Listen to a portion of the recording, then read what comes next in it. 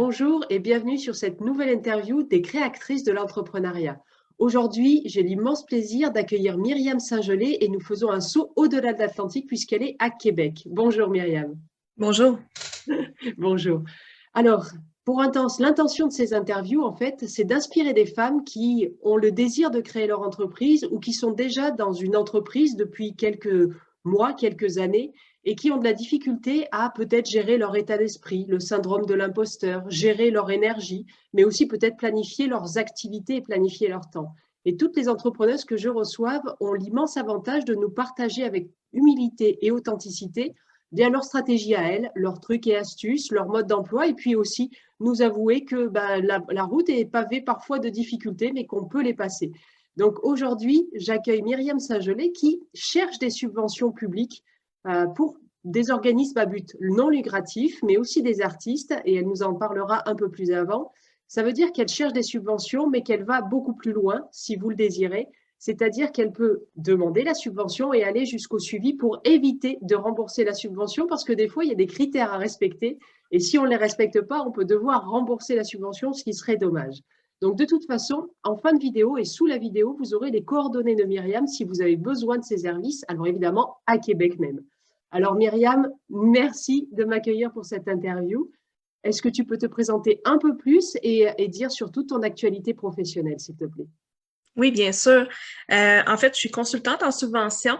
Donc, j'ai démarré mon entreprise en 2021, février 2021. C'est quand même assez récent. Ça fait tout juste un an que j'ai démarré mon entreprise. C'est un domaine qui est inexploité. Je dirais ici, là, au Québec, le domaine des subventions, c'est un domaine qui rebute beaucoup les entrepreneurs, les organismes à but non lucratif. Ça demande beaucoup de temps, ça demande beaucoup de contacts.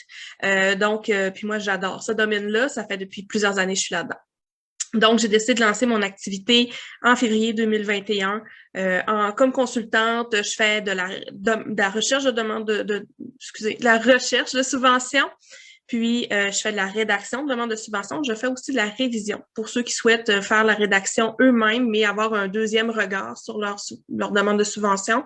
Puis, je fais des suivis administratifs pour éviter justement, comme Stéphanie dit, d'avoir à effectuer des remboursements de subventions, mais aussi s'assurer que l'argent est bien dépensé complètement de la bonne façon, que les suivis sont bien faits, que les collectes de données sont faites pour être sûr, quand on va devoir faire la reddition de compte, il demande beaucoup de données qui doivent être collectées au cours de l'année. Donc, si on n'a pas fait cette collecte de données-là, ça peut être ardu de la faire là, à dernière minute en 2 semaines, puis recontacter des gens là, avec qui on n'a pas parlé depuis un an.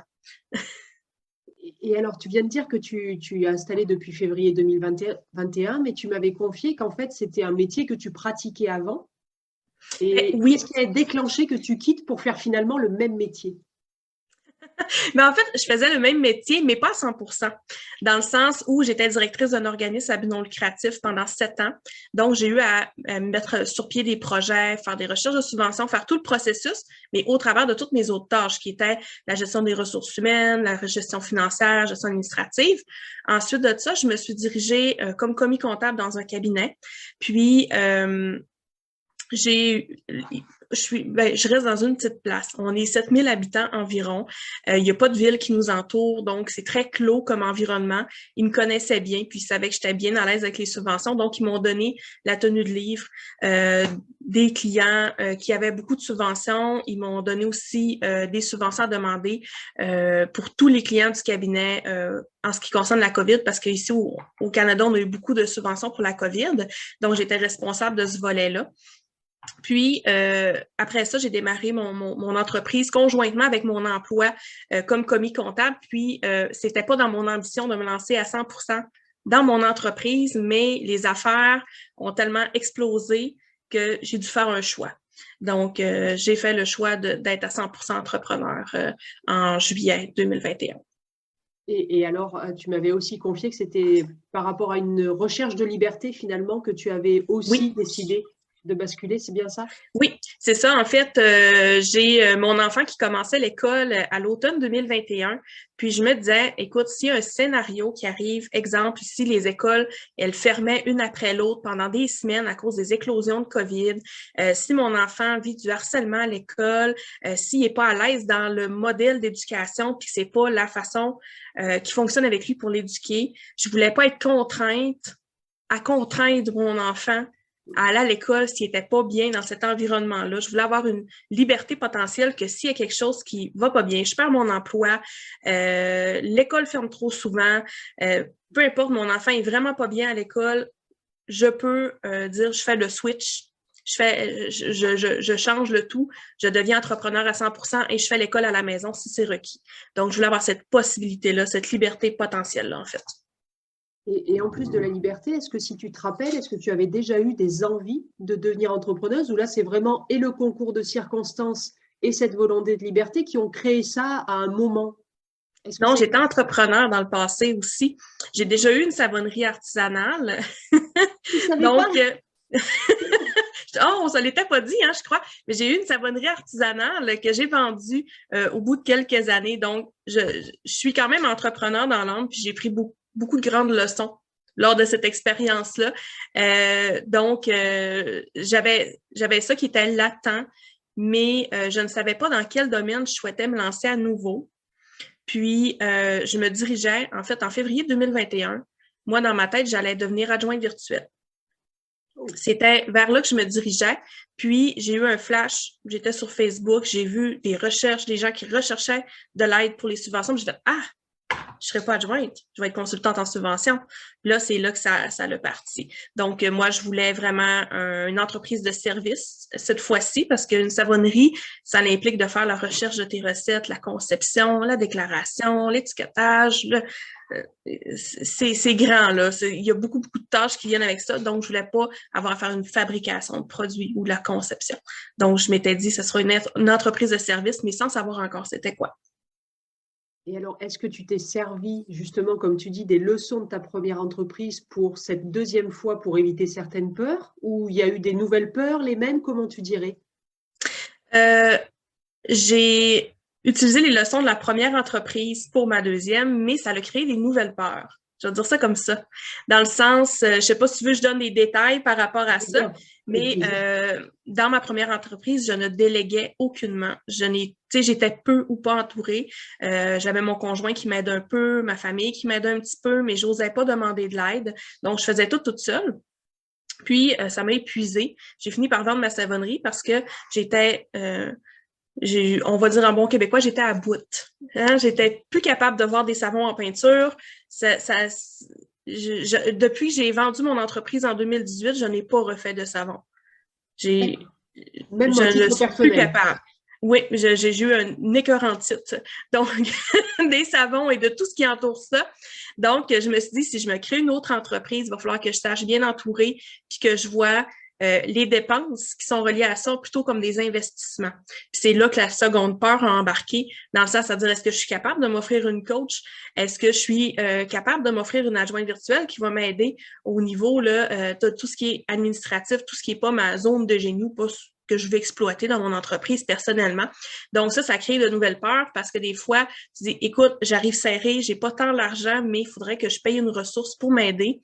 Puis, on a l'impression un peu de jouer à un jeu de loterie, à savoir est-ce que je vais être gagnante ou pas. Puis, finalement, ça s'avère être pas mal tout le temps gagnant. 90% du temps, c'est gagnant. À moins qu'on trouve tu trouves une mauvaise ressource, là, une personne que tu crois qu'elle est bonne, finalement, le travail est pas accompli ou pas bien accompli, tu dois repasser dessus, ça, c'est un risque. Mais sinon, ça a été payant, là, moi, dans tous les cas, mais ça risque que ça crée de la peur par rapport à l'investissement qu'on fait en l'autre personne. Et si j'entends, ça veut dire que là, la peur qui est née, c'est parce que la première fois, tu n'osais pas demander de l'aide et là, tu t'es autorisé à demander de l'aide et ça a ouvert des portes à quoi? Au jugement de l'autre? Au regard de l'autre sur toi parce que tu t'autorisais à demander de l'aide? C'était ça la peur? Oui, mais surtout dépendre de l'autre.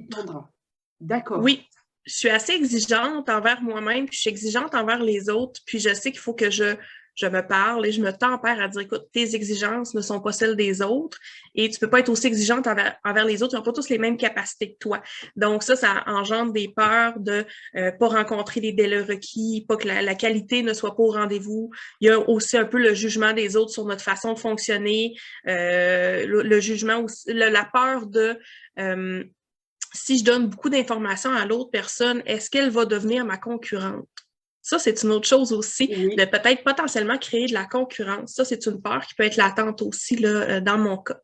Et ça veut dire qu'elle est latente, ça veut dire qu'elle est là, ou est-ce que tu es en train de la travailler, ou elle est passée, cette peur, Myriam? Ben, elle revient quand je suis pour justement dire, OK, je fais entrer une nouvelle personne dans mon équipe pour certains besoins qui sont vraiment spécifiques aux subventions. Est-ce que je vais me créer de la concurrence? Et ça fait partie de mon cheminement quand je réfléchis à savoir si je fais entrer une personne ressource nouvelle dans mon entreprise, en fait. Donc, c'est latent dans le sens où ça va surgir quand j'ai à réfléchir, puis ça va prolonger un peu ma réflexion. D'accord, mais j'entends que tu arrives à le faire, donc ça veut dire que tu es sur une pente d'évolution personnelle où tu ouvres beaucoup plus les choses et finalement, j'entends que tu te fais sûrement arriver les bonnes personnes, c'est ça?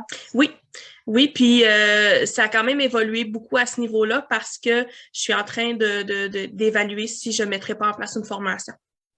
OK, un produit numérique pour… Oui, un produit numérique pour former justement là, des personnes clés à apprendre à chercher, faire des demandes de subventions pour leur entreprise ou pour leur organisme.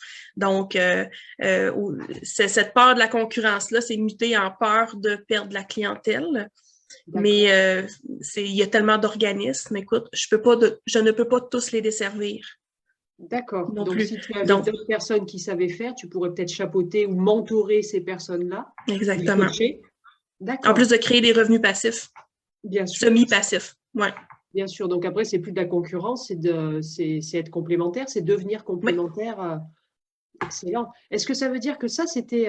je suppose que tu le sais puisque tu as parlé que tu te faisais coacher. Est-ce que tu as travaillé ta vision d'entreprise que tu voulais créer à 1 an, 2 ans, 5 ans, 10 ans? Est-ce que ça, tu l'as travaillé? En train de le faire cette semaine. Je rencontre ma coach. Là, on est le matin ici, là. Donc, je rencontre ma coach en fin d'après-midi aujourd'hui pour justement parler de mon plan de croissance parce que c'est quelque chose qu'on voulait faire au retour des fêtes.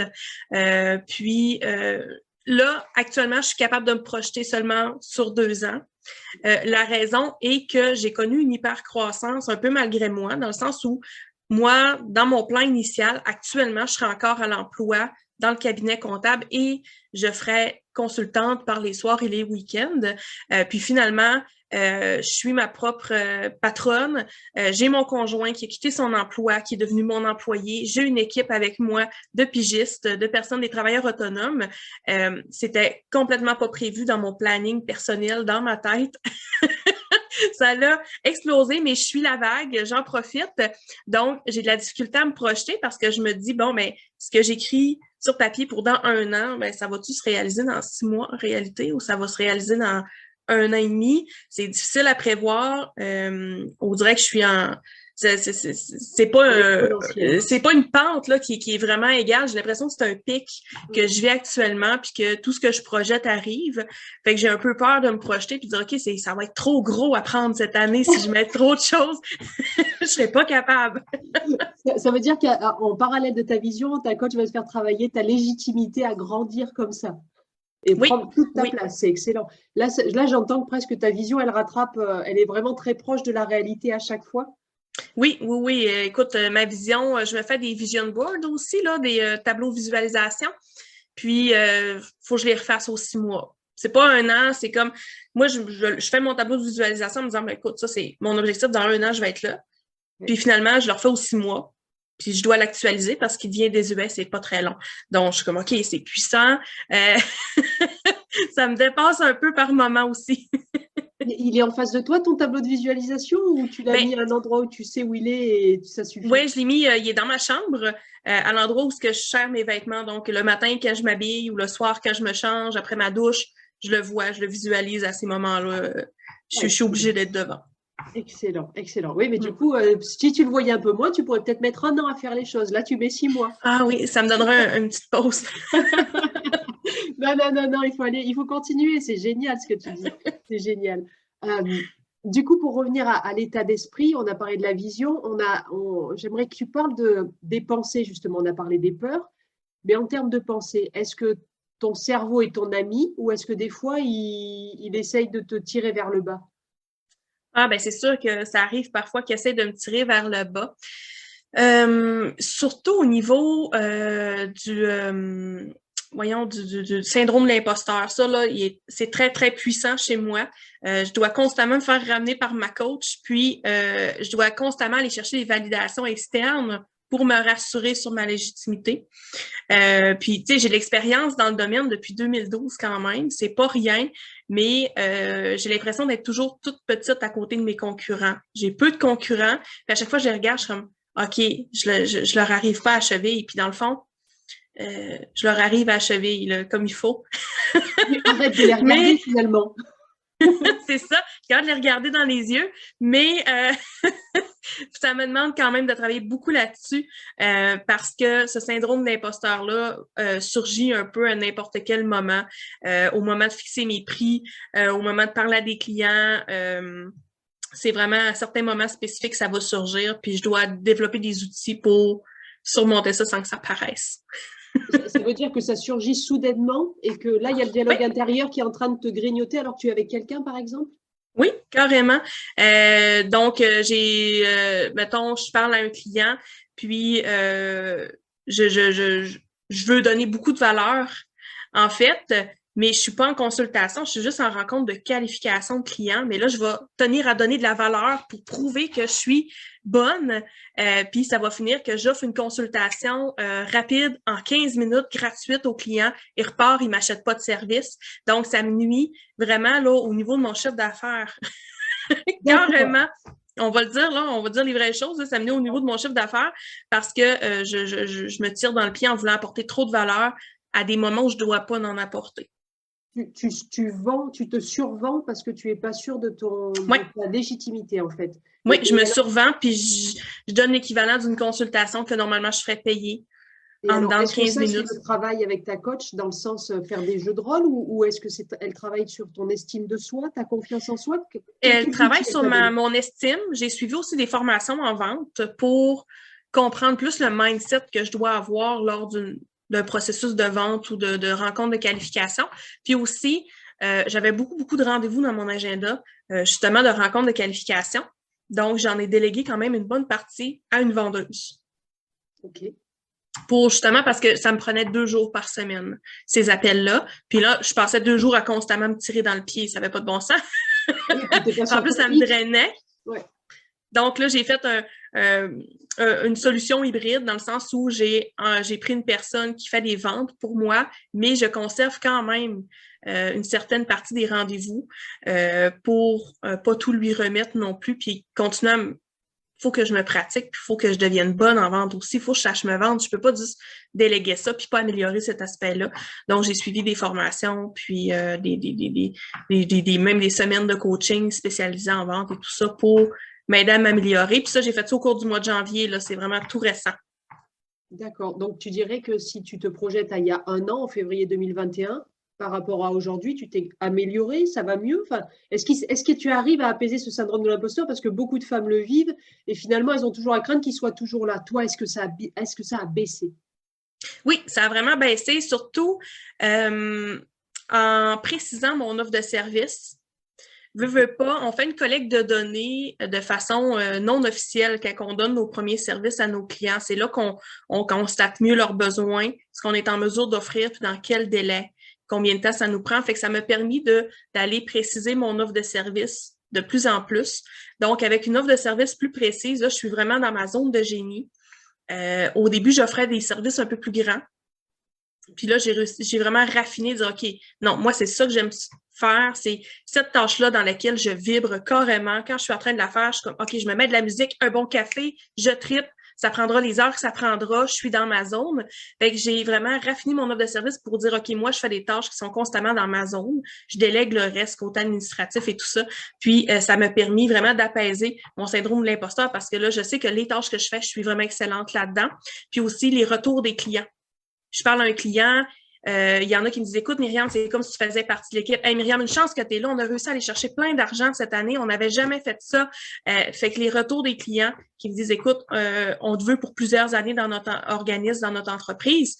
Ça aussi, là, ça va beaucoup apaiser le syndrome de l'imposteur, je te dirais. Que les autres constatent la valeur qu'on a. Donc, tu as réussi à l'apaiser en intérieur en te montrant à toi-même toute la valeur que tu as, c'est-à-dire que tu as dû passer par écrire tes offres et les affiner, et en les voyant écrites, tu t'es dit, ah oui, mais ça, effectivement, je sais faire, donc c'est OK pour moi, quoi. Et oui, carrément. En fait, toi, tu combats, entre guillemets, le syndrome de l'imposteur de deux côtés, intérieur et extérieur. Oui, carrément. Est-ce qu'il y a d'autres choses qui te bloquent actuellement ou qui te freinent? Parce que bloquer, si tu as une telle croissance, c'est pas bloqué, mais est-ce qu'il y a d'autres choses qui te freinent dans ton quotidien d'entrepreneuse? La délégation. Tu sais, je dis qu'il faut déléguer, mais ça reste quand même un frein, dans le sens où je sais que je pourrais déléguer plus. Parfois, j'ai tendance à sous-estimer les capacités des gens avec qui je fais affaire ou à penser que, ah non, c'est peut-être trop complexe pour eux ou, ah, ça va sûrement être mal fait. Il va falloir que je le refasse parce que il y a une certaine complexité reliée à ça. Fait qu'au niveau de la délégation, je sais que je l'optimise pas à 100%. Ça, c'est sûr. Est-ce que ça veut dire qu'il y a une peur que ça soit pas fait de la manière que toi, tu le ferais? Est-ce que c'est une peur de perdre du temps à former la personne? Tu les formes?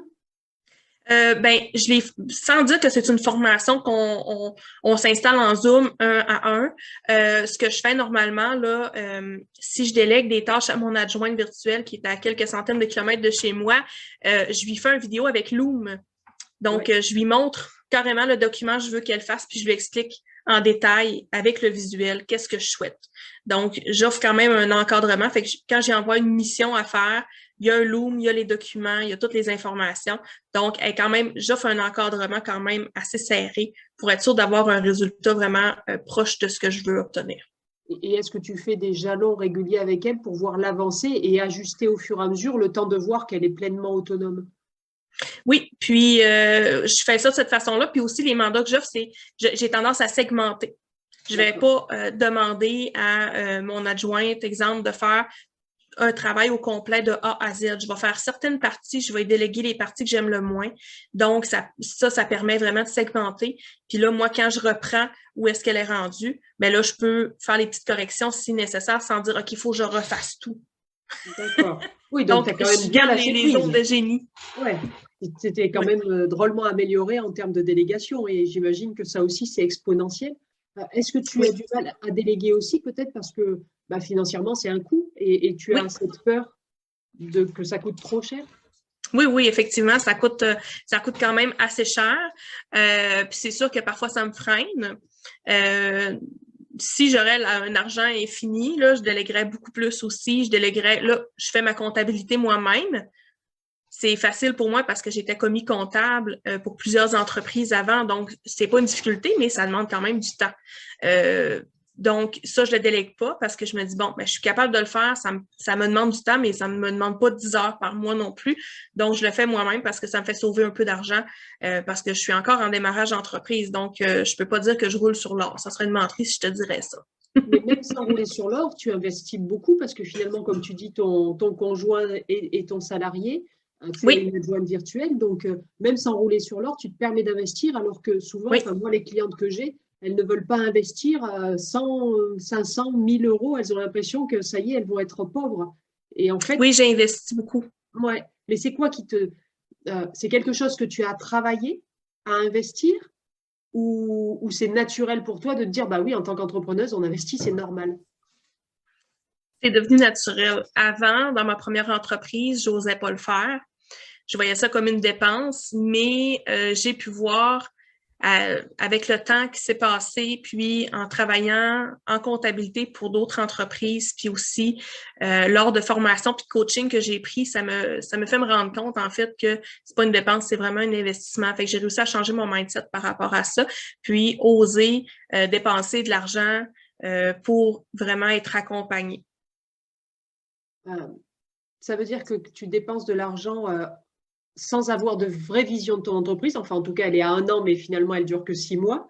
Et là, la vision que tu imagines ou que tu vas poser peut-être ce soir avec ta coach, c'est une vision où tu délèguerais vraiment toutes les choses sur lesquelles tu n'es pas dans ta zone de génie? Idéal, c'est ça? Oui. Mon idéal, ça serait d'avoir une équipe, un peu comme quand tu vas dans un cabinet de dentiste. Tu arrives chez le dentiste, tu parles à la secrétaire, puis après ça, il y a une hygiéniste dentaire qui vient te chercher pour procéder au nettoyage et ensuite, à la fin, tu rencontres le dentiste. Moi, dans ma vision, je suis le dentiste. Puis j'ai des hygiénistes qui s'occupent de mes clients, qui font la rédaction, qui font les rencontres. Puis après ça, moi, je chapeaute, je vérifie que tout est beau, puis je m'occupe de la stratégie au niveau du financement. C'est ma vision à long terme. Ben, moyen-long terme, en fait. Oui, mais c'est une image puissante, en tout cas, qui attire. Et enfin, la métaphore que tu utilises est bien aussi. Donc, c'est Elle vient de ma coach. Ah, c'est pas moi. Je tiens à préciser, Isabelle, si tu écoutes la vidéo, ça vient de toi. Génial. Est-ce que tu dirais que l'entrepreneuriat t'a fait développer d'autres qualités, voire atténuer des défauts? Oui, ça demande quand même comment je dirais ça? Au niveau, pas de l'accomplissement personnel, mais de la croissance personnelle, ça demande beaucoup, je te dirais, parce que là, je me rends compte de plus en plus que si je tombe malade, si je fais un burn-out parce que j'ai trop de travail, j'ai pas su bien gérer mon entreprise, si je fais faillite, c'est toute ma famille qui est impactée. Parce que mon conjoint, c'est mon employé, c'est moi qui fais vivre la maisonnée avec ça, là. Mm-hmm. Ça l'impacte beaucoup, surtout que je prévois avoir plus d'employés éventuellement. Donc, il faut absolument que je prenne soin de moi, que je m'écoute, puis que je me respecte là, dans tout le processus.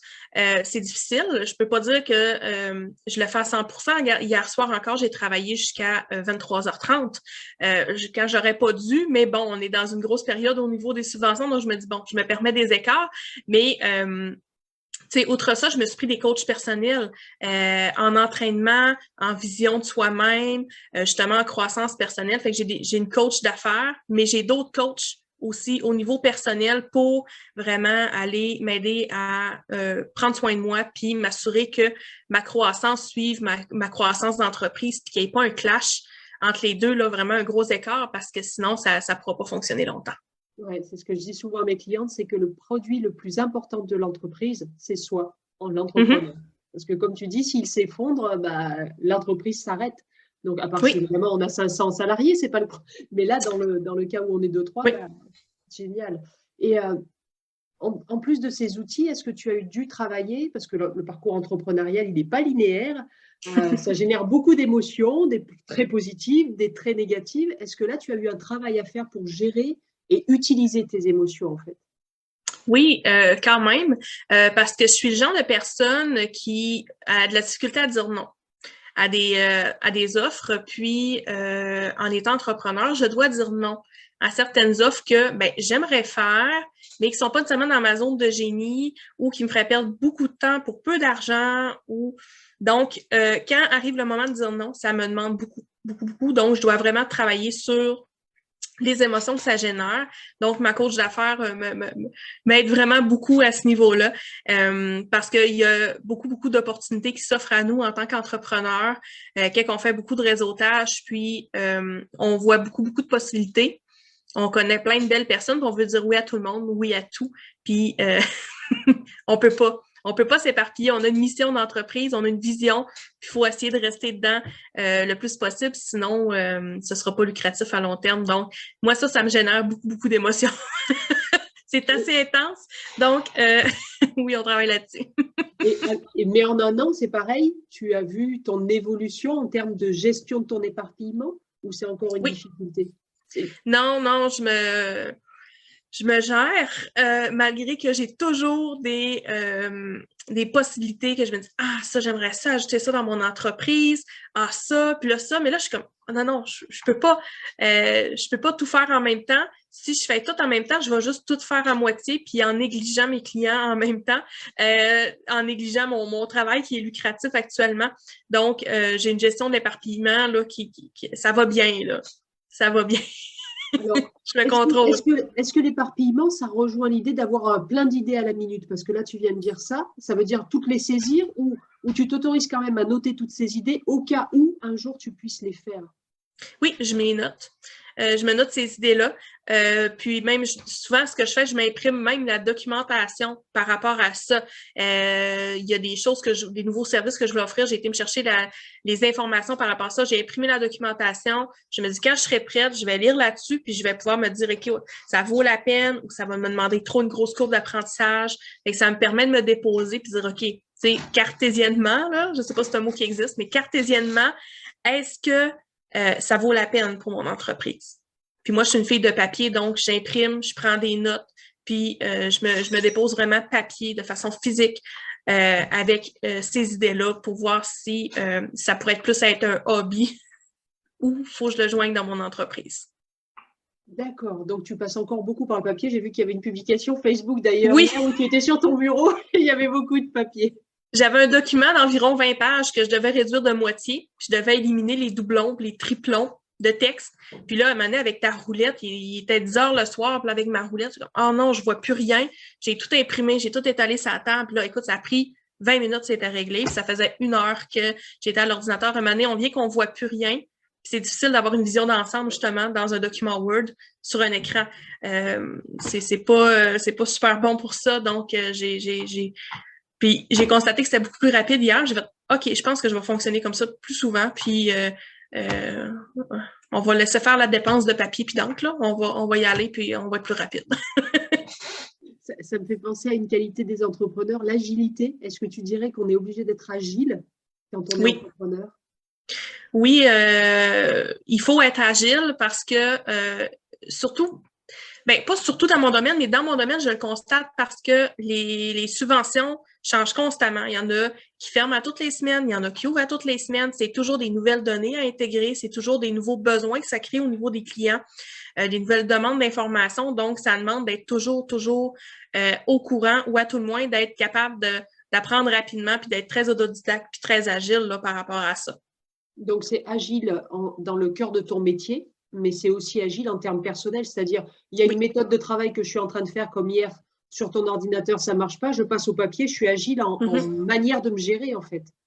Oui, oui, ça prend ça parce que j'aime bien la phrase qui dit je peux pas dire la phrase exactement, je m'en souviens pas, mais celle qui veut dire à force de toujours essayer la même méthode, tu vas toujours arriver au même résultat. Oui, c'est Einstein qui dit la Oui, folie, c'est faire toujours la même chose et penser qu'on pourra obtenir un résultat différent.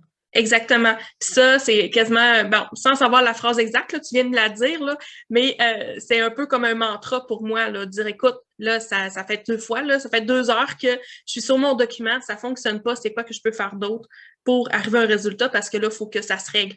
Fait que c'est mon mantra. Ça veut dire que c'est une qualité que tu avais aussi en tant que salariée et enfin, directrice aussi, ou là, c'est vraiment l'entrepreneuriat qui t'a fait développer ton potentiel? Je l'avais déjà, mais peut-être pas aussi puissant, en fait. Vu que quand tu es salarié, c'est facile de dire je dépends de l'entreprise. Si mes résultats sont pas médiocres, mais moyens, exemple, l'entreprise, c'est elle qui va prendre un peu le blâme pour moi ou qui va rectifier la situation ou c'est facile de s'en remettre puis de dire, écoute, si aujourd'hui je vais moins bien, je prends ça plus relax, je suis payée quand même. C'est facile de s'asseoir sur ses lauriers puis de dire, écoute, la méthode qu'ils me proposent est pas rapide, là, mais écoute, moi, je suis payée pour le faire de la façon qu'ils veulent. Je vais le faire comme ils veulent. Tu sais, on franchit peut-être pas tant l'étape de l'agilité parce que c'est pas nécessaire. Tandis que quand tu es entrepreneur, si tu vas optimiser ton temps puis être le plus efficace possible puis avoir une certaine liberté, tu n'as pas le choix d'être agile, je crois. Et même, du coup, c'est pas une nécessité, c'est même une obligation pour un entrepreneur parce que tu peux perdre beaucoup Oui. de temps, perdre en productivité et finalement, c'est perdre de l'argent pour un entrepreneur. Oui, oui, carrément. Est-ce que tu as eu à apprendre, du coup, pour rejoindre cette question-là, à gérer ton temps, tes priorités et ton énergie? Ça, là, c'est un travail constant, pour être honnête. Que tu n'avais pas à faire en tant que salarié, c'est ça que j'entends? C'est ça, comme salarié, je travaillais de 8 heures à 16 heures.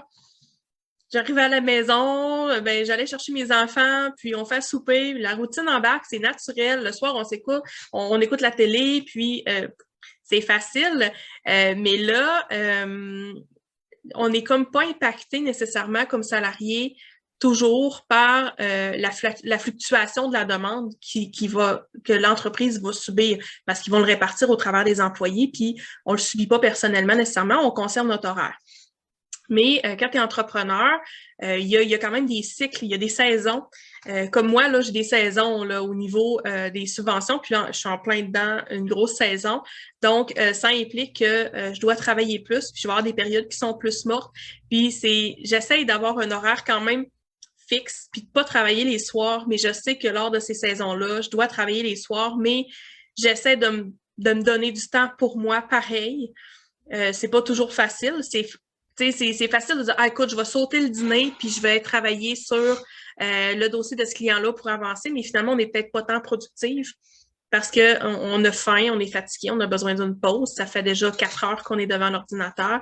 Fait que j'essaie de m'accorder d'aller prendre une marche ou d'aller dans un magasin, aller fouiner un petit peu pendant 30 minutes, 45 minutes, revenir, prendre des pauses là, selon mes besoins. Mais c'est pas toujours facile. Puis, comme je te disais, j'ai tendance à beaucoup dire oui. Des fois, je surestime même ma capacité en termes de temps pour effectuer un mandat. Donc, souvent, ça fait que je vais mettre beaucoup de clients à mon agenda. Puis, en fait, je vais devoir travailler le soir parce que finalement, je croyais devoir mettre seulement 2 heures sur ce client-là. Finalement, ça en prend 4. Donc là, toutes mes plages horaires s'allongent dans mon agenda. Puis, ça peut venir problématique. Là, je suis en train d'ajuster le tir là, par rapport à ça, justement. Ça veut dire que tu apprends à… Moi, quand je fais créer la propre méthode de gestion du temps à mes clients, en fait, je leur fais intégrer d'office un bloc pour éponger toutes les urgences et les délais qui ont pris plus de temps que ce qu'on prévoit, parce que ça arrive à tout le monde, quoi, en fait. Oui, c'est ça. J'ai commencé à mettre des périodes tampons dans mon horaire. Puis j'ai aussi mis, ça fait 2 semaines que j'ai commencé ça. J'ai réservé 2 après-midi par semaine à mon entreprise pour suivre des formations, faire ma petite comptabilité, faire du développement, vraiment du développement. Tu ne travailles pas sur des mandats. Je ne travaille pas sur des mandats. Je travaille sur des mandats seulement le matin parce que c'est là que vu que c'est de la rédaction, il faut être quand même assez concentré. C'est le matin que je le suis le plus. Donc, le matin, je travaille sur des mandats. 3 après-midi par semaine, je prends des rendez-vous clients. Donc, les consultations, les rendez-vous de qualification, c'est là que ça se passe. Puis, les 2 autres après-midi par semaine, il agissent un peu comme période tampon ou développement d'entreprise. Ça veut dire que tu t'es observé. Là, tu viens de dire, par exemple, que toi, la concentration, c'était plutôt le matin, ce qui n'est pas le cas de tout le monde. Tu t'es observé pour trouver ça et mettre en face de l'activité la bonne énergie? Oui. J'ai fait l'exercice, je crois que c'est début janvier, parce que au début, j'avais segmenté par journée. Donc, j'avais une journée, c'était juste des rendez-vous, une journée, c'était juste de la rédaction. Puis là, je me rendais compte que je n'étais pas productive de la même façon au cours de la journée. J'ai fait, OK, c'est peut-être pas le bon modèle pour moi.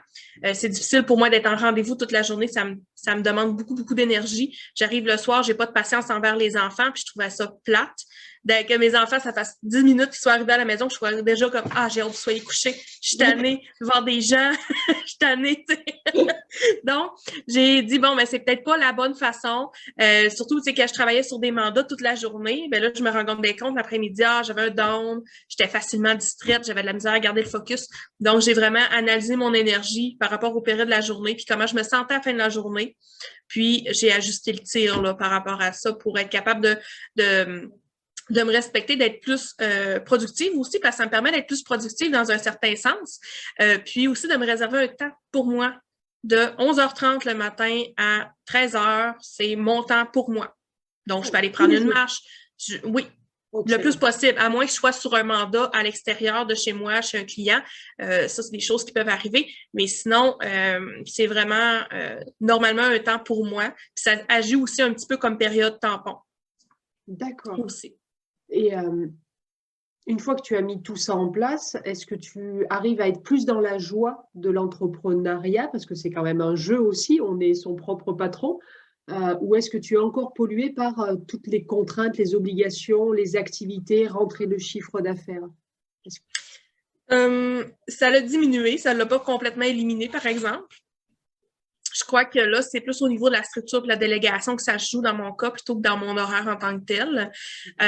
Parce que, comme je te dis, c'est saisonnier. Donc, je dois me constituer une équipe solide pour justement les grosses périodes, pour être capable de prendre la quantité de clients qui arrivent, faire le plus gros chiffre d'affaires possible pour, quand il y a une période plus creuse, être capable d'absorber. Donc là, je pense que mon challenge est vraiment au niveau de la structure et de la délégation par rapport à ça. Ouais, ça fait qu'un an, entre guillemets, que tu es à ton propre compte. Ça fait déjà des progrès et des sauts quantiques, comme on dit en France des fois en ce moment, qui sont assez exceptionnels. Donc, bravo pour tout ça. Mais merci. J'aurais une question, ça m'est venu tout à l'heure. Tu es radieuse. Est-ce que tu dirais que ça épanouit, ça t'a épanoui, ça te permet de te réaliser d'être entrepreneuse? Oui, vraiment. Surtout que c'est une ambition que j'avais depuis longtemps, que ça n'a pas toujours fonctionné comme je voulais, mais là, ça semble fonctionner comme je veux. J'ai réussi à bien m'entourer, puis oui, ça m'aide à m'épanouir, puis c'est surtout, ça va avoir l'air bizarre, mais avec mon conjoint qui travaille pour l'entreprise, c'est devenu un peu comme une entreprise familiale, puis ça nous a créé une liberté familiale, en fait. Donc, moi, ça me permet de m'épanouir là-dedans, dans le sens où, là, mon conjoint, il y a moins de contraintes que moi. Moi, il faut que je travaille sur la rédaction, les mandats clients, tout ça, et lui, il travaille plus au niveau des réseaux sociaux, la communication avec les clients et tout ça. Donc, il y a plus de liberté un petit peu par rapport à ça, moins de contraintes de temps. Puis, ça lui permet, exemple, faire la vaisselle, passer le balai, aller déneiger dehors, aller chercher les enfants à l'école. Donc, moi, ça me libère de toute cette lourdeur-là que j'avais avant. Parce qu'avant, lui, il travaillait de 7 heures le matin à 17 heures. Donc, je devais me lever, me dépêcher de faire la routine des enfants seuls. Après ça, je travaillais, je me dépêchais, travailler. Puis après ça, vers 15h30, je devais cesser de travailler pour aller chercher ma fille à la garderie, mon garçon à l'école, commencer à préparer le souper avant que mon conjoint arrive. Puis, j'étais tout le temps à la course. Tandis que là, je peux juste dire, OK, je passe ma journée focus sur l'entreprise. Je sais que tout le reste autour de moi, tout va bien se passer. Mon conjoint va commencer à préparer le souper. Il va aller chercher les enfants. Fait que c'est à travers cette liberté-là, qui n'est pas nécessairement personnelle, mais familiale, que j'ai réussi à créer, que je m'épanouis là-dedans. Là. Ça me permet d'être moins stressée, moins à cran. Puis, ouais, ça m'a vraiment impacté. Donc, ça veut dire que tu arrives plus à profiter de l'épanouissement professionnel parce que personnellement, il y a plein de libertés qui se sont ouvertes avec notamment ton mari, mais aussi l'adjointe virtuelle. Oui, aussi. C'est quoi les autres grandes joies que te fait vivre l'entrepreneuriat? Je disais que je venais de tannée de parler à des gens, que je parlais à des gens toute la journée, mais quand même, ça me permet de connaître tellement de belles personnes, de belles entreprises et de beaux organismes que je connaissais pas avant. Ça me permet, c'est vraiment le réseautage puis le contact quand même, que tout se fait à distance. Je trouve ça vraiment exceptionnel, ce que ça m'apporte. Aussi, comme ça me force justement à être agile, puis à sortir de ma zone de confort, puis à apprendre des nouvelles choses. Moi, je suis quelqu'un qui adore apprendre, j'adore suivre des formations. Donc, ça, je viens beaucoup m'accomplir au travers de ça aussi. Je suis quelqu'un, quand j'étais à l'emploi, que si je venais que m'ennuyer, je pouvais lâcher l'emploi juste parce que je m'ennuyais et que j'avais plus de challenge. Donc, cet aspect-là, il est beaucoup présent dans mon entreprise, le challenge. Donc, ça me tient constamment stimulé. Puis, ça vient contribuer là, clairement à mon épanouissement. Ça veut dire que tu es vraiment créatrice de ta vie en tant qu'entrepreneuse. C'est ça que j'entends. Tu te sens responsable de beaucoup de choses dans le sens positif du terme. C'est toi qui trouves les solutions. Mm-hmm. Oui. Alors que salarié, on est suiveur et tu n'étais pas obligé de trouver des solutions. On verra ce qui se passe, c'est ça? Oui, c'est ça. Tu n'es pas obligé, ou à tout le moins, tu te dis, écoute, je vais trouver plein de solutions pour l'entreprise. Tu ne seras peut-être pas écouté, tu ne seras peut-être pas considéré, tu ne seras pas nécessairement rémunéré plus, ou peut-être que il y a quand même un risque, ça m'est pas arrivé, mais je sais qu'il y en a beaucoup à qui ça arrive, qui trouvent des nouvelles solutions, puis que ce soit le supérieur, qui prennent la solution, qui la mettent en place, puis qui s'en accordent tous les crédits, tous les mérites. Ouais. Tu sais, il y a beaucoup de risques quand même reliés à dire, OK, je deviens agile en tant que salarié, mais il y a beaucoup d'entreprises aussi qui ont commencé à faire, je pense, c'est de l'intrapreneur. Oui. Bon, là, avec cette nouvelle façon de fonctionner là, ça permet aux employés d'être plus agiles parce qu'il y a quand même quelque chose à l'autre bout qui est d'avoir des parts dans l'entreprise, d'être partie prenante dans l'entreprise, qui est vraiment intéressant pour ceux qui peuvent avoir de l'ambition. Mais sinon, dans les anciens modèles, là, ça peut être assez risqué. Puis, c'est pas drivant, ça donne pas de drive là, à vouloir être être plus quand que ce qu'on fait est déjà, c'est correct. Après, toutes les personnalités ne sont pas forcément faites pour être entrepreneur. Il faut quand même certaines qualités. Là, j'en ai entendu pas mal. Quelle qualité tu te dis qu'il faut avoir pour se lancer dans l'entrepreneuriat? Ça prend une bonne dose de créativité. Même si je suis dans un domaine qui est très, très carré, ça demande quand même de la créativité, mais sinon, ça demande d'être capable de prendre une part de risque.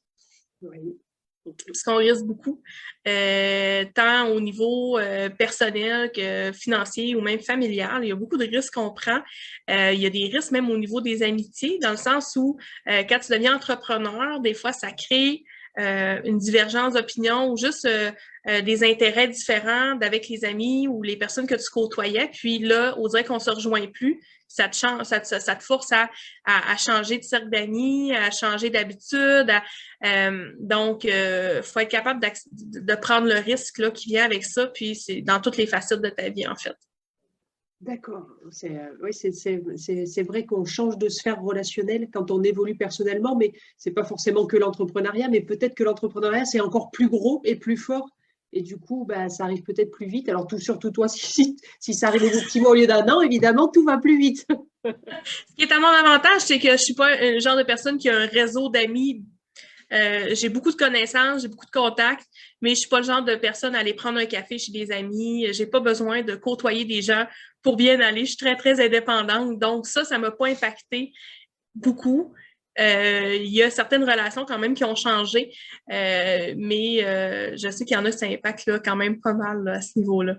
Par rapport au centre d'intérêt qui change et par Oui, rapport à un rythme de vie qui est différent du salarié, oui, en fait. oui. Ouais. Puis de ne pas se sentir compris non plus par ton entourage. Compris, c'est-à-dire dans ce que tu Oui, vis toi au quotidien? oui. Ben, exemple, quand tu viens d'une famille qu'ils ont toujours été salariés, puis toi, tu dis, écoute, je me lance, ben là, eux autres, ils ont l'impression que tu te lances dans la ville, tu fais du bungee sans corde, carrément. Puis là, veux pas, il y a beaucoup de croyances limitantes qui vont sortir par rapport à ça. Ils vont dire, ben écoute, là, tu n'auras pas la stabilité d'emploi, comment tu vas faire de l'argent, puis si un mois, tu ne fais pas d'argent, qu'est-ce que tu vas faire? Puis là, ils transposent leur inquiétude sur nous. Fait que des fois, ça oblige à prendre un certain éloignement ou, tu sais, si on veut pas confronter non plus, là, si on voit que les explications, c'est pas suffisant, ça demande à prendre un petit recul le temps que ça passe. Oui, ne pas absorber leurs émotions. Oui, c'est ça. Puis, c'est ça, pas se laisser limiter par eux non plus, là, parce qu'ils projettent sur nous. Là. Oui, j'ai vu, il y a une phrase sur Facebook qui tourne beaucoup, c'est la vie des autres, AVIS en un seul mot.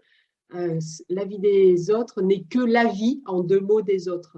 En fait, chacun Ah, c'est projette bon. sa vie. Ouais, je trouve je la trouve très bien, celle-là, et c'est tellement vrai, et tu le racontes très bien. Merci beaucoup, Myriam. Je vais te poser les deux dernières questions. Alors, elles se rejoignent, mais tu vas voir si tu veux faire deux réponses différentes. Quel conseil donnerais-tu à ton toi d'avant la création de ta deuxième entreprise? Bonne question. De mieux de plus penser à moi au travers le processus. Parce que là, je viens de commencer à penser à moi.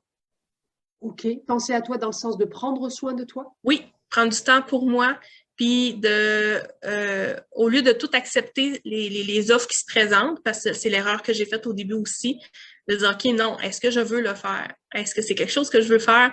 Parce qu'il y a aussi l'aspect de si je prends trop de mandats, si j'ai pas de place pour les autres possibilités, il n'y aura pas de nouvelles possibilités qui vont arriver.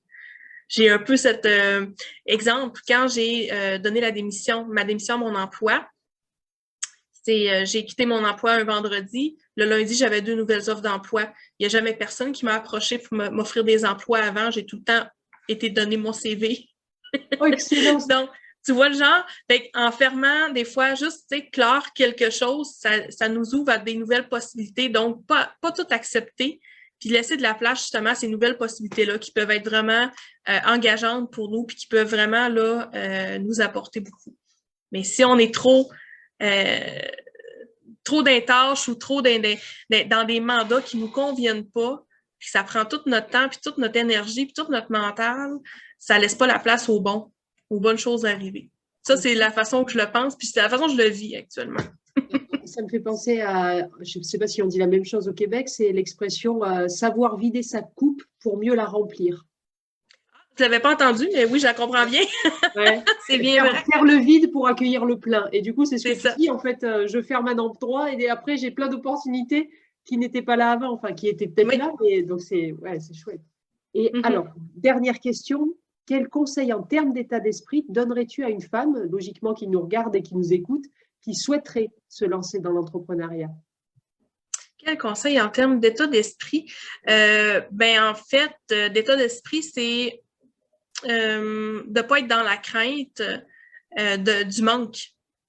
Faut vraiment penser en termes d'abondance, de ce qui s'en vient, des opportunités qui s'offrent à nous.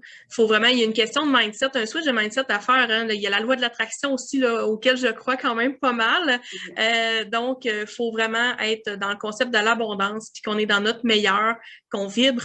C'est d'aller chercher une vibration quand on fait nos... ça vient pas de moi aussi, ça vient de ma coach, le concept de vibration. Puis j'aime beaucoup ça parce que, tu sais, zone de génie, on l'entend souvent, mais en fait, quand tu vibres en faisant une tâche, c'est parce que c'est ta zone de génie. C'est plus facile à détecter aussi souvent de cette façon-là.